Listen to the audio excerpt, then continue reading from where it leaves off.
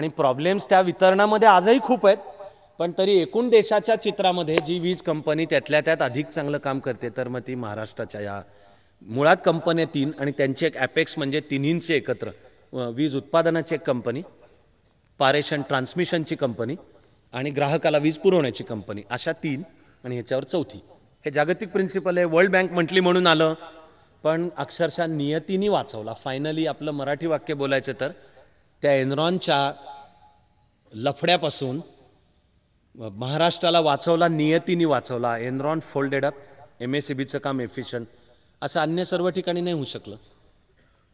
आपण आज मी तुमच्याशी बोलताना कितीही संक्षिप्त म्हणायचा प्रयत्न केला तरी लक्षात घेऊयात की स्टॉक मार्केटच्या व्यवहारामध्ये मुंबई मागे पडते, दिल्ली पुढे चालले. आर्थिक बातम्या पाहत असाल तर आपल्याला वाटेल BSEचा सेन्सेक्स आणि NSEचा हेडक्वार्टर दिल्ली, आकडा वाटायला वाटतो. BSEचा आता 21,000 अलीकडे पलीकडे तो पाठशिवणीचा खेळ चालू राहतो. NSEचा नॅशनल स्टॉक एक्सचेंजचा सेन्सेक्स 5,500, 6,000, 5,700. आकड्यावर नका जाऊ, बेस इयर वेगवेगळे आहेत म्हणून आहे हा फरक. पण जर मी तुम्हाला एक साधा आकडा सांगितला, net hard figure, daily turnover, stock मार्केटमधला डेली टर्नओव्हर, हां, तर दिल्ली स्टॉक मार्केटनी मुंबईला मागे टाकलेलं आहे चालू वर्षीपासून. म्हणजे मुंबई जगातलं नंबर 2चं फायनान्सचं सेंटर, नंबर 1 लंडन आहे, पण लंडनच्या पाठोपाठ न्यूयॉर्क पण नाही, आणि पॅरिस, सेऊल, शांघाय, टोक्यो नाही, मुंबई. पण स्टॉक मार्केटच्या ट्रान्झॅक्शन्समध्ये जे दिवसाचा टर्नओव्हर, सध्या दिल्ली पुढे गेलंय, मुंबई मागे पडले. विमानतळावरनं दिवसाची होणारी उड्डाणं, तर नुसतं विमानतळ म्हणजे काहीतरी फक्त श्रीमंत वर्गाची मिराजदारी आहे असं नका समजू तुम्ही. इकॉनॉमी जी चालू आहे तिचं एक लक्षण आहे, ते बिझनेस आणि त्याची ट्रान्झॅक्शन्स. तर परवापर्यंत म्हणजे गेल्या आर्थिक वर्षापर्यंत रोज होणारी एकूण उड्डाणं यामध्ये मुंबई नंबर 1 वर होतं आणि दिल्ली नंबर 2 वर होतं. चालू वर्षी मुंबई मागे पडले, आणि मागे पडले म्हणजे सध्या दिल्लीहून रोज सरासरी 641 उड्डाणं आहेत, मुंबईमधून 455 आहेत. ही सगळी होतात तेव्हाचं सांगतोय. पण 641 आणि 455 म्हणजे जे बिझनेसचं डेस्टिनेशन आहे, जाय आहे, प्रवास आहे, आंतरराष्ट्रीय केंद्र आहे, शिफ्ट होत आहे. मी खरोखर म्हणतोय की शिक्षणात सुद्धा महाराष्ट्र मागे पडतोय. नुसतं साक्षरता प्राथमिक शिक्षण नव्हे, उच्च शिक्षणात सुद्धा. आपला 10वीचा जो महाराष्ट्र बोर्डाचा सिलेबस आपण पाहिला आणि 10वी-12वीचा सेंट्रल बोर्ड किंवा all India secondary school certificate नावाची परीक्षा असते त्याचा, तर रडू येईल इतका बेकार सिलेबस आहे आपला. आणि महाराष्ट्र सरकारच्या शिक्षण खात्याच्या कानी कपाळी ओरडून अनेकांनी झाले. मी माझा एवढासा जो आवाज आहे तो सांगतोय, पण आपला कच्चा आहे सिलेबस, खराब आहे आपला सिलेबस. आणि फार तर फार चर्चेचे डिफाईन करणारे इश्यूज की अफजल खान वधाचा धडा वगळा आणि दादोजी कोंडदेवांचा उल्लेख त्याच्या शिवाजीचे गुरु म्हणून असेल तर तो पण काढून टाका. आणि कोर्टामध्ये केस झाली तर कोर्ट देणारच आहे हे विरुद्ध माहिती असल्यामुळे मग रातोरात पुतळा हलवून टाका. या लेवलला आणला पण महाराष्ट्राला. भारत कुठे जातोय, जग कुठे जातोय पहा, आणि त्या महाराष्ट्राला जागतिक पातळीला न्यायचं असेल तर बाबांनो अभ्यासक्रमात बदल करा. 10वी-12वी झालंय. मला शासकीय कमिट्यांबरोबर काम करायची संधी मिळते तेवढं मी सांगायचा प्रयत्न करतो. त्यामुळे नंतर काही कमिट्यांवर मला संधी मग नाकारली जाते. मस्त चाललंय का नाही. हे UPSC मध्ये महाराष्ट्रातली मुलं मागे का पडतात, तर जी सांगायची ती कारणं मी सांगितली, पण त्यातलं एक कारण, आणि प्रश्न नुसता UPSCत मागे पडण्याचा नव्हता, सिलेबस पाया कच्चा राहिला 10वी-12वीच्या याचा. नंतर आम्ही त्या कच्च्या पायावर इमारत काय उभी करणार होता. आम्ही कच्चे आहेत आपले, फॅक्ट आहे. विद्यापीठांचे अभ्यासक्रम जर JNU, DU, राजस्थान युनिव्हर्सिटी म्हणजे जयपूरची, अलाहाबाद युनिव्हर्सिटी, ॲक्च्युली ती सिक्कीम, मणिपाल, सिलेबसची तुलना जर केली तर आपले पुन्हा रडू येईल आणि राग येईल असे सिलेबस आहेत. आणि हे मी म्हणतोय असं नका समजू. ह्या आत्ताच्या कुलगुरूंच्या आधी 3 वर्ष डॉक्टर नरेंद्र जाधव पुणे विद्यापीठाचे कुलगुरू होते. पुणे विद्यापीठाला आपणच म्हणलेलं आहे की आहे ऑक्सफर्ड आहे पूर्वेचं, आपणच म्हणले, ते नाही म्हणत, आपणच जाहीर केलेलं आहे की हे ऑक्सफर्ड आहे. तर नरेंद्र जाधवांनी चार्ज घेतल्या क्षणी जरा जागेवर आणलं की ते ऑक्सफर्ड काय नाही आहे. 40 वर्ष पुणे विद्यापीठाचे सिलेबस बदललेले नाहीत. असे एकूण 354 कोर्सेस पुणे विद्यापीठ चालवत होतं. नरेंद्र जाधवांनी ते काम हाती घेतलं. चालू आहे का नाही मला कल्पना नाही, पुढे आहे का नाही मला कल्पना नाही, पण मी तुम्हाला तौलनिक निश्चित अभ्यासाने सांगतोय की आपले विद्यापीठांचे सुद्धा अभ्यासक्रम कच्चे आणि अन्य विद्यापीठांच्या तुलनेत मागे पडतील असे आहेत. ही जर शिक्षणाची पायाभरणी अशी कच्ची राहिली, मग त्याच्यावर जे उगवून येणारी सोशल आणि इकॉनॉमिक स्ट्रक्चर आहे ही दुर्दैवाने राहणार कच्ची. 1976च्या फेब्रुवारी महिन्यामध्ये अर्बन लँड सीलिंग ऍक्ट करण्यात आला. समाजवादाच्या नावाखाली देशात आणीबाणी चालू होती. या कायद्याचं मुख्य सूत्र शहरी क्षेत्रांमध्ये एका धारकाकडे किती जमीन ठेवलेली चालेल एवढं सरकारने ठेवलं, बाकीचे काढून घ्यायचे. ठीक आहे. अर्बन लँड सीलिंगमुळे काळा पैसा आणि गुंडगिरी अंडरवर्ल्ड वाढलं. ते कसं ते सांगायच्या आधी आणखी एका कायद्याचं सांगतो, मग सांगतो कसं झालं. आयुष्यभर आता बदललं, आता गेल्या 5-7 वर्षात बदललं. अन्यथा बॉम्बे रेंट कंट्रोल ऍक्ट नावाचा एक कायदा होता. ते म्हणजे चाळींच्या मध्ये जे भाडेकरू राहत असतील त्यांना कायद्याने दिलेलं संरक्षणापर्यंत मान्य, पण मालकाला भाडं बदलायला परवानगी नव्हती. आणि मग मुंबईच्या सुद्धा ऐन मध्यवर्ती जागी अशी काहीतरी जुनी पडकी चाळ, त्याच्यात आयुष्यभर 30-40 वर्ष कोणतरी राहतोय, त्याला महिन्याचं भाडं 5 रुपये. दुरुस्त्या पण करता येत नाहीत, चाळी पण खराब. पुढे मुंबईच्या काळाबरोबर हे rent control act DC development control rules बदलले, अर्बन लँड सीलिंग ऍक्ट आला. परिणाम अर्बन लँड सीलिंग ऍक्ट आल्यामुळे जमिनीच्या बाजारातली प्रचंड मोठ्या प्रमाणावरची जमीनच काढून घेतली गेली मार्केटमधनं. त्यामुळे जी उरली जमीन तिचे भाव आकाशाला कडाडले. हा डिमांड अँड सप्लायचा सिद्धांत आहे.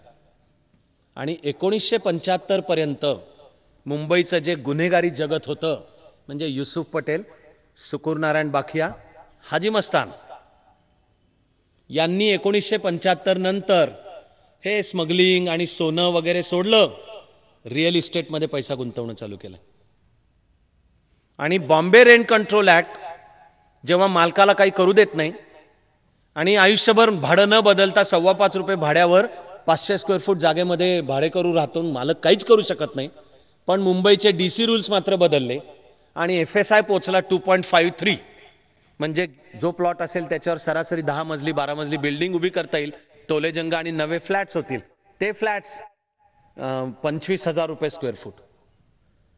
सर्वात महागडं रिअल इस्टेट भारतामध्ये आहे मुंबईत. नरिमन पॉइंटला स्क्वेअर फुटाचा भाव 55,000 रुपये स्क्वेअर फूट. म्हणजे तुम्हाला असं उभं राहायचं जरी असेल 1 फूट बाय 1 फूट तुमच्या मालकीच्या जमिनीवर 55,000 रुपये. दातावर मारायला नाहीत, कशाला राहतील उद्योग मुंबईमध्ये. ते झाले शिफ्ट, ज्यांना जमलं ते गुजरातात गेले, कर्नाटकात गेले, गोव्यामध्ये गेले, छत्तीसगडमध्ये गेले शिफ्ट होऊन बिझनेसेस, कारण रिअल इस्टेटचे भाव कडाडले. आणि त्याच्या मागे गुन्हेगारी जगत आहे रिअल इस्टेटमध्ये, आणि त्याला राजकारणाने दिलेलं प्रोटेक्शन आहे.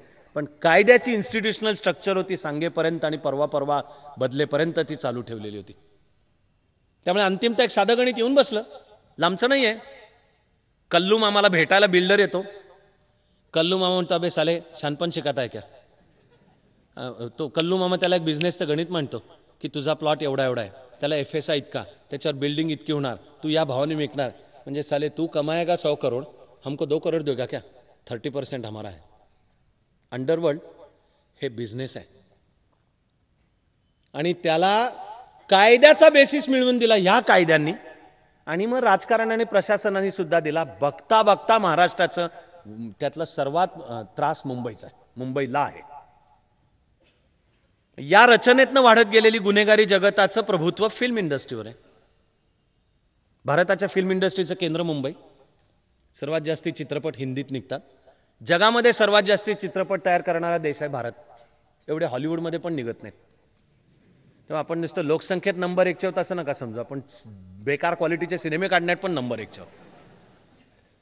आणि भारतामध्ये हिंदीच्या पाठोपाठ तेलुगू सिनेमे निघतात सर्वात जास्ती, आणि मराठी परवापर्यंत सर्वात कमी होते. कन्नड सुद्धा जास्ती निघतात, मल्याळम जास्ती निघतात, तमिळ जास्ती निघतात. आता थोडं मराठी चित्रपटांना बहुधा बरे दिवस यायला लागलेत. पण फिल्म इंडस्ट्री बघता बघता गुन्हेगारी जगताच्या हातात गेली. नुसता प्रश्न काळ्या पैशाचा नाही, आता तो गुन्हेगारी जगताचा प्रश्न आहे. ते दाऊदच्या हातात आहे. त्याचा अबू सालेम असू द्यात, सलीम, बडा सलीम कोण असू द्यात, शेख आणखीन असू द्यात, सगळ्यातले त्वचा आता कराची किंवा दुबईहून व्यवहार चालतात.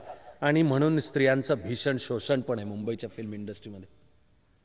सरकारला जर अक्कल असेल आणि इच्छा असेल तर सोल्युशन बेसिकली एकदम सिंपल आहे. ते म्हणजे आपल्या कायद्यात फिल्म इंडस्ट्रीला अधिकृत कायदेशीर इंडस्ट्रीचा दर्जा द्या. ह्याच्यात उत्तर आहे.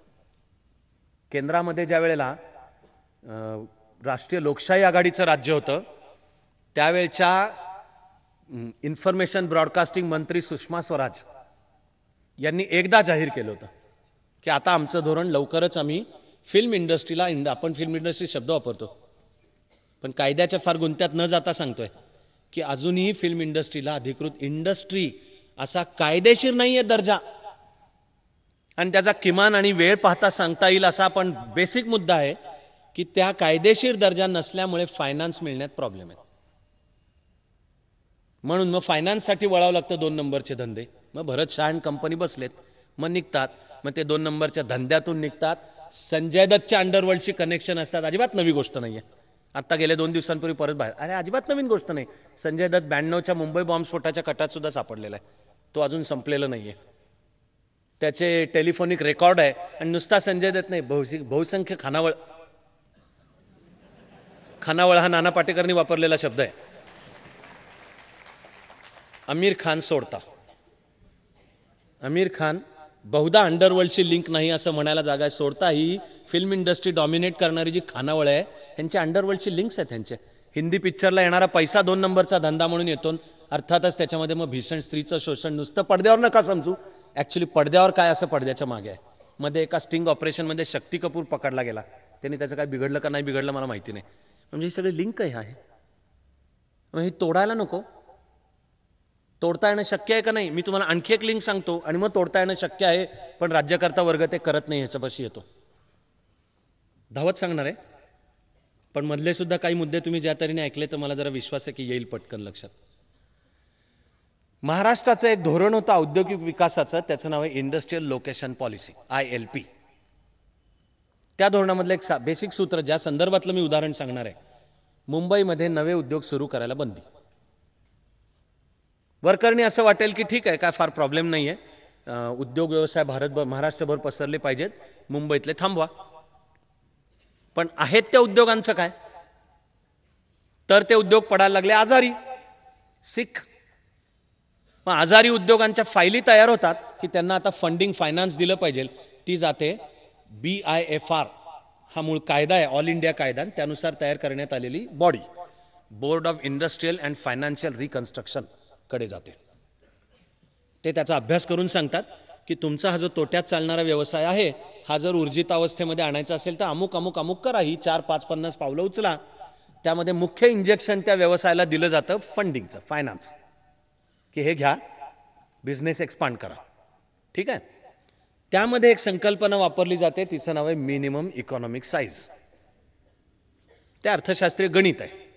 पण कोणताही व्यवसाय ब्रेक इव्हन आणि मग नफा ला चालायचा असेल तर स्टॅटिस्टिकल प्रिन्सिपल्स काढून गणित सांगता येतं की तुम्ही जे प्रॉडक्ट उत्पादन करता ते किमान हे एवढं एवढं केलं पाहिजे, त्याला म्हणतात मिनिमम इकॉनॉमिक साईज. तर मी अशा फायली हाताळलेल्या पण आहेत आणि मुंबईमधल्या पोस्टिंगमध्ये अशी कामं पण केली आहेत की मुंबईतल्या आजारी उद्योगाचा फाईल आली शासनासमोर आणि BIFR ते वेळच्या वेळी कामं होत नाहीत, सगळं झालं, पण अभ्यास केला. BIFR म्हणालं की तुमचा हा जो व्यवसाय हा मिनिमम इकॉनॉमिक साईजचा नाहीये म्हणून तोट्यात आहे. मुंबईतला व्यवसाय तोट्यात का आहे तर मिनिमम इकॉनॉमिक साईजचा नाही, मिनिमम इकॉनॉमिक साईज करा. मिनिमम इकॉनॉमिक साईज गाठायचा असेल तर व्यवसायाचा विस्तार करायला हवाय. विस्ताराला इंडस्ट्रियल लोकेशन पॉलिसीची बंदी, की विस्ताराला नाही परवानगी, तुम्ही नवा विस्तार नाही करू शकत, नवी मशीन्स नाही आणू शकत, नवी माणसं नाही तिथे, कारण इंडस्ट्रियल लोकेशन पॉलिसीची बंदी. आणि बँकेकडे जर फायनान्स मागायचं असेल तर बँक म्हणते की BIFRनी जे तुम्हाला सांगितलं ते करा, म्हणजे फायनान्स देतो, म्हणजे मिनिमम इकॉनॉमिक साईज.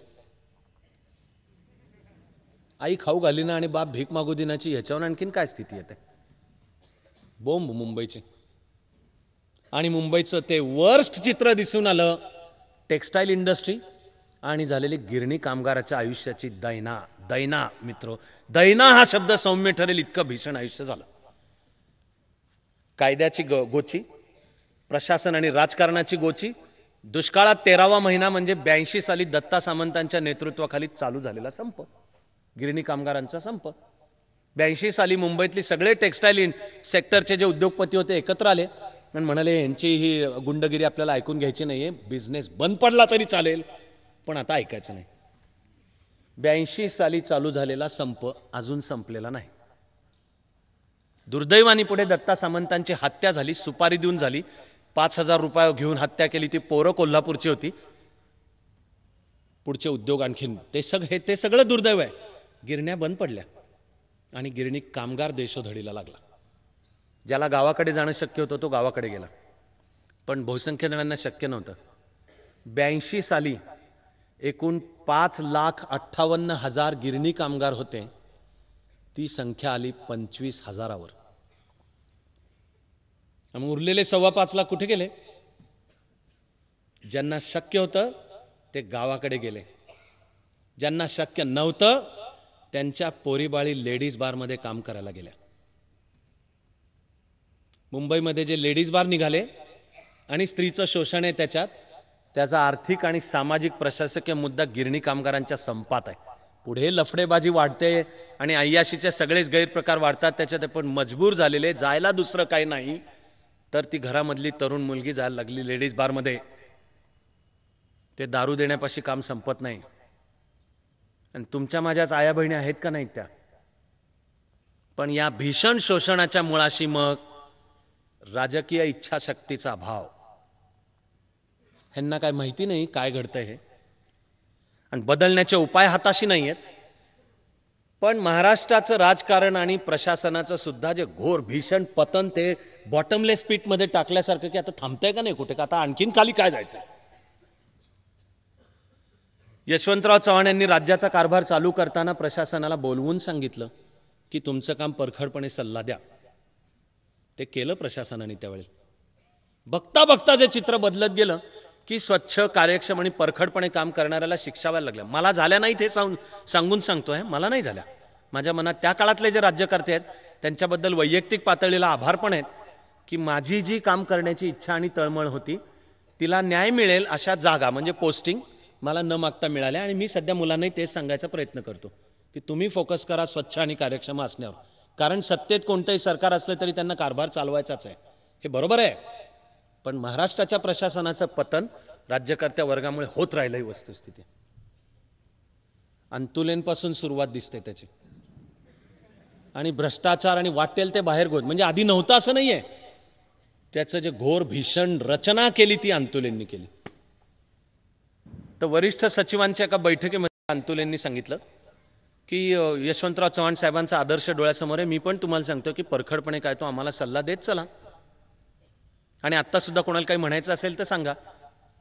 तर एक असामान्य वरिष्ठ अधिकारी सदाशिवराव तिनईकर सर हे त्यावेळेला ग्रामीण विकास खात्याचे सचिव सेक्रेटरी होते. त्या अंतुलेनं तोंडावरच म्हटले की तुम्ही जे विकासाच्या योजना करता त्या आम्हाला पेपरमध्ये वाचायला मिळतात, त्या जरा फाईलवर वाचायला मिळाल्या तर बरं पडेल. तिनईकर सर ॲक्च्युली बेळगाव धारवाड भागातले आहेत, पण माणूस मराठीच. आपल्यातून गेले ते नुकतेच काही काळापूर्वी शरीराने गेले आपल्यातनं. असं तलवारीच्या धारेसारखा तल्लख माणूस. मला ज्यांच्याकडनं खूप शिकायला मिळालं असे जे काही वरिष्ठ अधिकारी आहेत त्याच्यात तिनईकर सर एक आहेतच अर्थातच. अंतुलेंनी ऐकलं, बरं झालं म्हणले, सांगितलंय. बैठक संपली. रात्री तिनईकर सरांना घरी फोनवर स्वतः अंतुले आणि म्हणाले की राज्यातल्या आदिवासींच्या विकासाला तुमच्यासारख्या माणसाची गरज आहे, तर तुमची ट्रान्सफर नाशिकला आदिवासी आयुक्त म्हणून आणि उद्या तिथनं रिपोर्ट करा. तिनईकर सर हो थँक्यू म्हणाले. दुसऱ्या दिवशी 10 वाजता त्यांनी तिथनं वर्षावर फोन केला की नाशिकला मी चार्ज घेतलेला आहे, अवेटिंग फर्दर ऑर्डर्स. पण प्रशासनाच्या शिस्तीचा सन्मान न करणे मग ते पडतच जातं. तरी काही म्हणण्यापूर्वी हे सांगतो की शरद पवारांना प्रशासन एकदम समजतं. ते शेवटी यशवंतराव चव्हाण स्कूल आहे, त्यामुळे प्रशासन चालवणे हे त्यांना बरोबर समजतं. आणि प्रशासनात सुद्धा त्यांच्याबद्दल आदर आहे, प्रशासकीय क्षमतांच्या बद्दल हेही सांगतो. पण त्या शरद पवारांच्या बरोबरच्या एका बैठकीत मुंबईच्या कायदा सुव्यवस्थेचा प्रश्न निर्माण झाला. शेजारी प्रफुल्ल पटेल पण बसलेले होते. मुंबईचे जॉईंट कमिशनर ऑफ पोलीस होते अरविंद इनामदार साहेब. आणि मुख्यमंत्री पदावरनं म्हणण्याचं काम म्हणून असेल किंवा अजून मनामध्ये यशवंतराव चव्हाण असतील म्हणून असेल, पण पवार साहेब म्हणले की तुमचं काम परखडपणे जो आहे तो योग्य सल्ला द्यान. कायदा सुव्यवस्था सांभाळताना कोणीही आडवा आला तरी त्याची फिकीर करू नका. तर अरविंद इनामदार म्हणाले की साहेब तो आडवा जो येतो तो तुमच्या शेजारीच बसलाय म्हणल्यावर आम्ही कसा भरोसा बाळगावा तुम्ही जे म्हणताय त्याचा. तोंडावर म्हटले. परिणाम दुसऱ्या दिवशी इनामदार साहेब नागपूरचे commissioner,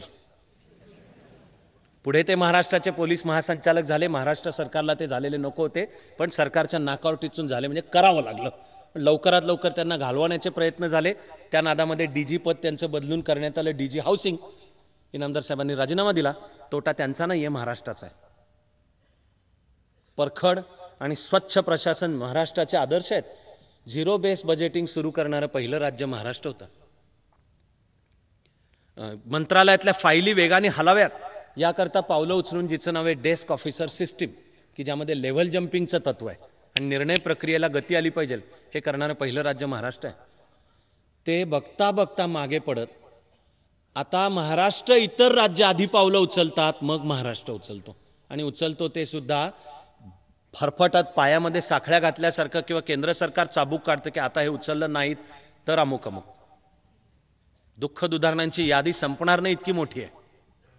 urban land ceiling act देशामधनं गेला, जायला कधीच हवा होता. पण ज्या राज्यातनं शेवटचा गेला ते राज्य महाराष्ट्र आहे. पहिलं हवं होतं, शेवटचं राज्य महाराष्ट्र आहे.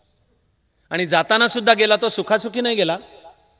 केंद्र सरकारने शेवटी 1.5 वर्षापूर्वी सांगितलं की आता जर ULC तुम्ही चालू ठेवलात तर केंद्राचं 25,000 कोटी रुपयांचं अनुदान आम्ही देऊ नाही शकणार. नुसत्या मुंबईच्या विकासाला गरज आहे 25,000 कोटींची, म्हणून ULC काढलं. ULCनी एकाही गोरगरिबाचं भलं केलेलं नाही. ULCनी अंडरवर्ल्डचं भलं केलं, ULCनी बिल्डर्सचं भलं केलं, अर्थातच राजकीय पुढारी आणि हे ज्या आदर्शमध्ये ज्या प्रकारच्या अधिकाऱ्यांची नावं येत आहेत त्यांची दुकानं चालली. सामान्य जनतेचं अजिबात ULCनी भलं केलं नाही. आपण पहिले असायला हवं होतं. व्हॅल्यू ॲडेड टॅक्सेशनची पद्धत आली, VAT value added taxation. Maharashtra पहिला हवा होता आणणारा, महाराष्ट्र शेवटच्यांमधला आहे. अगदी शेवटचा नाही आहे, पण शेवटच्या जो महाराष्ट्रामुळे आधी महाराष्ट्राने करायला हवं होतं की ही शास्त्रशुद्ध. महाराष्ट्राचे टॅक्सचे रेट्स विचित्र होते, युनिफॉर्म नव्हते. साधं जर वाहनांचं घ्यायचं झालं तर त्यावरचा जो सेल्स टॅक्स असतो तो गोव्यात वेगळा, इकडे दादरा नगर हवेलीमध्ये वेगळा. महाराष्ट्रातला आवाच्या सवा काहीच्या काही होता. तर लोक जायची गोवा किंवा दादरा नगर हवेलीत, गाडी फक्त रजिस्टर करायची, वापरायची महाराष्ट्रात. पण लॉस जो आहे ट्रेजरीला तो महाराष्ट्राचा होता. तर एक युनिफॉर्म सेल्स टॅक्स नावाचं तत्व आहे. 15 वर्ष चालू होतं चर्चा. कधीच करायला हवं होतं की आसपासच्या राज्यांचे पा त्यानुसारचे करा. केले नाहीत महाराष्ट्राने. पुढे केंद्राचा निर्णय, तो पण वर्ल्ड बँक आणि IMFच्या दबावाखाली आहे. दबावाखाली म्हणजे तो चुकीचा असं नाही, निर्णय बरोबरच आहे. तर कररचना अधिक शास्त्रशुद्ध पायावर करा, याचं नाव व्हॅल्यू ॲडेड टॅक्सेशन. महाराष्ट्राने पाय फरफटत नाईलाज म्हणून आणि करताना शेवटच्यातले काही म्हणून केलं, मग व्हॅट आलं. आपण जागतिकीकरणाचा रस्ता स्वीकारल्यावर 91 सालापासूनचं सूत्र आहे की सर्व प्रकारची अनुदानं सबसिड्या बंद करा. तर मग देशामध्ये ज्या राज्य किंवा केंद्राच्या पातळीला वेगवेगळ्या एकाधिकार खरेदी योजना चालू होत्या त्या क्रमाक्रमाने बंद पडत गेल्या. प्रथम केंद्राने, कारण एकाधिकार खरेदी म्हणजे सबसिडी आहे, अनुदान आहे, त्याच्यात बंद झाल्या. केंद्राने आधी बंद केल्या. केंद्राने राज्यांना एकाधिकार खरेदी योजनांच्या बद्दलची जी सबसिडी आहे ती देणं बंद केलं. मुदत देऊन केलं, एकदम नाही, मुदत देऊन केलं. मग एक टप्पा असा आला की केंद्राने राज्यांना सांगितलं की आता तुम्हाला जर राज्यामध्ये कुठली एकाधिकार खरेदी योजना चालू ठेवायची असेल तुमच्या उत्पन्नावर करा, त्याला केंद्राचं अनुदान मिळणार नाही. तर देशामधल्या सर्वच्या सर्व राज्यांच्या मधल्या सर्वच्या सर्व एकाधिकार खरेदी योजना बंद झाल्या. शेवटची बंद करणारा हे आपला उज्ज्वल महाराष्ट्र राज्य. आणि आत्ता 1.5 वर्षापूर्वी कापूस एकाधिकार खरेदी योजना महाराष्ट्र राज्याने फायनली बंद केली. कधीच करा, कधी म्हणजे ह्याच्या 10 वर्ष आधी करायला हवी होती. नुसत्या कापूस एकाधिकार खरेदी योजनेचा महाराष्ट्रावर पडणारा बोजा सुमारे 3,000 कोटींचा होता अनुदान. आणि आपल्याला इथे बसून कदाचित वाटेल की त्यामध्ये विदर्भातल्या कापसाच्या शेतकऱ्याचं भलं आहे. कापूस एकाधिकारमध्ये विदर्भातल्या कापसाच्या शेतकऱ्याचं अजिबात भलं नाही. अनेक मध्यस्थांचं भलं आहे. कापूस महामंडळाचं भलं आहे. महामंडळाच्या अधिकाऱ्यांचं भलं आहे. ते पैसे खात होते, शेतकऱ्याला लुटत होते. कापूस गोदामांच्या मध्ये ठेवल्यानंतर त्याचा इन्शुरन्स असायचा आणि मग कापूस पेटवून द्यायचा एक दिवशी. त्यामुळे हिशोब जळून गेले. मग म्हणायला मोकळे की 50 टन कापूस जळून गेला असेल, पण आता रेकॉर्डवर दाखवायचं 100 टन कापूस जळून गेला. मधले 50 टन यांच्या घरांमध्ये, स्विस बँकांच्या मध्ये किंवा दुबईला. विदर्भातल्या कापसाच्या शेतकऱ्याला मिळणारा भाव एकाधिकार खालचा सुद्धा हा बाजारभावाच्या सिरियसली खाली असायचा. त्याचा परिणाम विदर्भातला शेतकरी सीमा ओलांडून मध्य प्रदेशामध्ये कापूस द्यायला बघायचा. कायद्याची बंदी. पण कायद्याची बंदी म्हणजे सरकारी यंत्रणेची रोजगार हमी योजना असते. त्यामुळे विदर्भातली सीमा ओलांडून पलीकडे मध्य प्रदेशामध्ये भाव चालू 2200 रुपये गाठीला कापसाच्या, आणि महाराष्ट्राची कापूस एकाधिकार खरेदी योजना म्हणते 1600 रुपये. शेतकऱ्याचा तोटा आहे. तो शेतकरी म्हणतो कायदा बिदा सगळा गेला फुलीफुलीत. तो आपल्या बैलगाडी किंवा ट्रकमध्ये कापूस घालतो सीमा ओलांडून पलीकडे. सीमेवर कापूस पणन महामंडळाचे किंवा हे स्टेट एक्साईजचे वगैरे ऑफिसर त्यांना चिरीमिरी दिली की काम भागतं. तो भ्रष्टाचार. कारण एका गाठोडी मागे एक जी कापसाची 2200च्या जागी 1600, मला पर गाठोडं 600 रुपये एक्स्ट्रा मिळणार आहेत. त्यातले 5-50 रुपये तुझ्या तोंडावर फेकतो. कापूस एकाधिकारमध्ये शेतकऱ्याचं सुद्धा भलं नव्हतं. महाराष्ट्राचाही तोटा होता. पण महाराष्ट्राने तो बोजा चालू ठेवला. आत्ता 1.5 वर्षापूर्वी धोरण बदललं आणि आता ज्याचं नाव आहे आधारभूत, किमान आधारभूत किंमत. म्हणजे आता कापसाच्या शेतकऱ्यावर सक्ती नाही. पण जर तुला वाटलं की मला सरकार जास्ती चांगला भाव देतंय तर तू सरकारला आणून दे, तू जेवढी देशील तेवढा घेतो. आता सक्ती नाही. त्याचा होणारा परिणाम आहे की कापसाच्या शेतकऱ्याला खुल्या बाजारात मिळणारा भाव कसा आपण सरकारने जो आधारभूत सांगितला त्याच्या वर जातो. किमान वेतनाच्या कायद्यासारखंच आहे. रोजगार हमी योजनेवर मजुराला जो वेतन मिळतं त्याच्यासारखंच आहे की किमान तेवढं वेतन असल्यामुळे अन्यत्र खाजगी कोणाला त्याला कामावर लावायचं असेल तर त्याच्यापेक्षा जास्ती द्यावंच लागतं. तर कापसाच्या शेतकऱ्याला बिझनेस समजतोच. सरकारने जर जाहीर केला 1800 रुपये भाव आणि खाजगी टेक्स्टाईल मिल मालक म्हणायला लागला मी तुला 1400 देतो, तर कापसाचा शेतकरी त्याला म्हणेल मग ते तुझ्याच पाशी ठेव, मी सरकारला देतो. तर मी तुम्हाला आता फक्त 2 आकडे ठेवतोय शेजारी शेजारी. किमान आधारभूत सुरू करण्यापूर्वी महाराष्ट्राच्या बजेटमधली शेवटची तरतूद कापूस एकाधिकारला केलेला खर्च 1598 कोटी रुपये. आणि आधारभूत आली चालू वर्षी 3.5 कोटी. शासनाचा खर्च 3.5 कोटी आहे. 1598 कोटी बापाचा माल लोकांच्या करामधनच गोळा केलेला तो कुठे? आणि जे धोरण 10 वर्षापूर्वीच बदलायला हवं होतं ते आत्ता बदललं. शेवटी पुन्हा ते केंद्राच्या दबावाखाली बदललं. हे पण सांगतो कितीतरी बाबतीत या पद्धतीने महाराष्ट्र मागे. या प्रकारच्या उदाहरणांमधलं तूर्त शेवटचं म्हणतोय ते माहितीच्या हक्काचं उदाहरण आहे. हा तुमचा माझा जागृत महाराष्ट्र हवा होता. पहिला राज्य की जो देशाला मार्ग दाखवून देतोय. माहितीचा अधिकार आला पाहिजे. माहितीचा अधिकार हे राज्यघटनेतला मूलभूत हक्क आहे. हा सुप्रीम कोर्टाचा निकाल 1982 सालातला आहे. तो पुण्याबद्दलचा आहे. 82 सालात आलेला निकाल पुणे कॅन्टोन्मेंट बोर्ड विरुद्ध Bombay natural history society BNHS ही केस आहे. केसमध्ये वेळ नाही घालवत. निकाल 82 सालातला आहे. 82 सालात सुप्रीम कोर्टाने ऑलरेडी केस लॉ नुसार सांगितलं की जनतेला माहितीचा अधिकार हा मूलभूत हक्क आहे. राज्यघटनेचा आर्टिकल 19(1)(ब) जी सप्त स्वातंत्र्य, जी पुढे 6 स्वातंत्र्य झाली, पण त्यातला अभिव्यक्ती स्वातंत्र्याचा जो मुद्दा आहे, तर अभिव्यक्ती स्वातंत्र्य हे माहितीच्या हक्काशिवाय नागरिकाला अंमलातच आणता येणार नाही. सबब माहितीचा हक्क हा इनबिल्ट आहे, अनुस्यूत आहे, असा 82 सालचा निकाल आहे. पुणे कॅन्टोन्मेंट बोर्ड विरुद्ध BNHS. कधीच करायला होतं महाराष्ट्र शासनाने, नाही केलं. आंदोलनं करावी लागली. मी प्रशासनात राहून पण आवाज उठवला, बाहेर पण आवाज उठवला. पण प्रशासकीय सर्क्युलर काढणारं पहिलं राज्य ठरलं मध्य प्रदेश. आणि माहितीच्या अधिकाराचा प्रत्यक्ष कायदा करणारं पहिलं राज्य, ती 2 आहेत एका वेळी, राजस्थान आणि गोवा. महाराष्ट्राने केव्हा केला? हे आंदोलनं उपोषणं अमुक. पण आंदोलनं उपोषणांमुळे नाही केलेला. महाराष्ट्र शासनाला वर्ल्ड बँकेकडनं जे कर्ज लागू होतं तर वर्ल्ड बँकेने घातलेली कंडिशन होती की तुम्ही राईट टू इन्फॉर्मेशनचा कायदा केल्याशिवाय कर्ज रिलीज नाही करता येणार आहे. मग महाराष्ट्राने केला कायदा. तरी हे सांगतोय की महाराष्ट्राने केलेला कायदा एक हाताने दिल्यासारखं दाखवायचं, 10 हाताने काढून घ्यायचं, असा बकवास बुलशिट कायदा होता.